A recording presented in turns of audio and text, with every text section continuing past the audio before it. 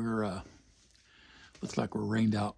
Um, I'm not going to make it on the water this morning, but there's no reason we can't go ahead and shoot this by firelight.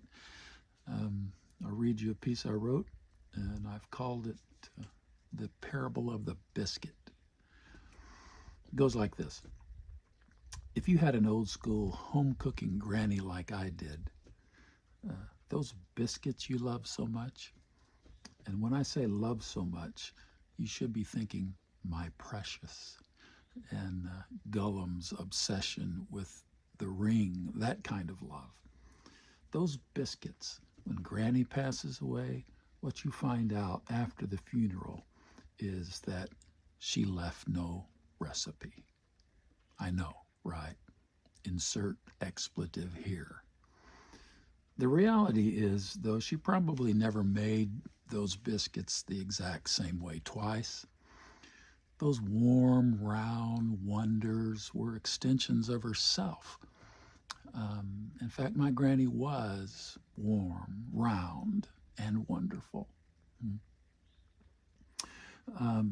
She made those biscuits every morning by heart, eye, and touch. There was no precise recipe. There was love. And if she talked recipe, there was no strict measure. She'd say about a cup and a half of this, a spoon, a pinch, a dollop, a smidge. What seems right, and if I'm short one, I'll use another. Well, Granny, how long in the oven? Long enough, not too long, until it's done. Okay, thanks, Granny.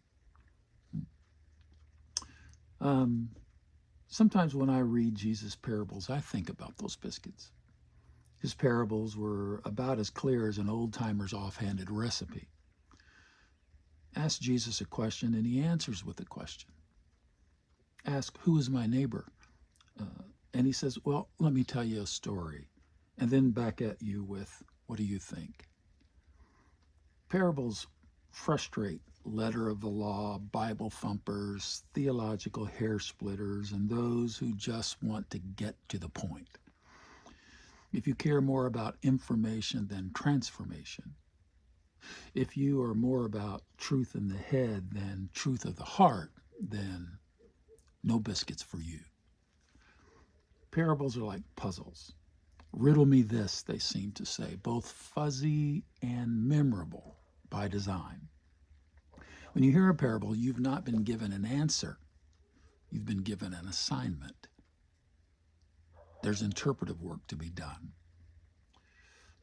Something like 1/3 of Jesus' words in the synoptic gospels are parable. What does this mean? 21st century Westerners want clear black and white answers. They want an X that marks the spot. But so often what we get is more like the Southern over yonder, here directly, or back a piece, or thereabouts.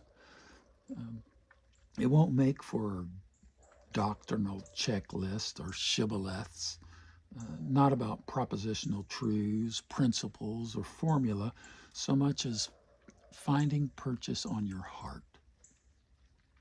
And parables do not spoon feed. They get at our curiosity to pull us in.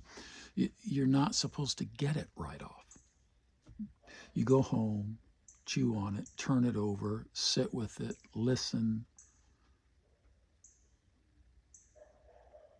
until you know this thing that you read is reading you. The ambiguity screens out the people who don't care enough to care, and it draws in the curious thinker, the thirsty thinker, if you will, with eyes to see and ears to hear and a heart ripe for change. To get at your heart, Jesus gets at your imagination. It is through your imagination that you begin to see yourself and your world differently. A parable gets at your imagination to get you free from the dominant narrative. I once was blind, but now I see. And taking something from C.S. Lewis, Seeing new requires the baptism of your imagination. This allows for negotiation around the edges that create possibility for newness that we were not expecting. True humanness and what we're made to be. Like the biscuits were an extension of your granny, so the parables are an extension of the Nazarene, brought to the table with love. Wonderful enigma, fine mystery, mystery and beauty with come hither eyes and sultry whisper, fight for me, pursue. Any lack of strict recipe and precise measure are made right with hungry hearts and love. So I hope that was meaningful. Saying up, paddle hard, believe,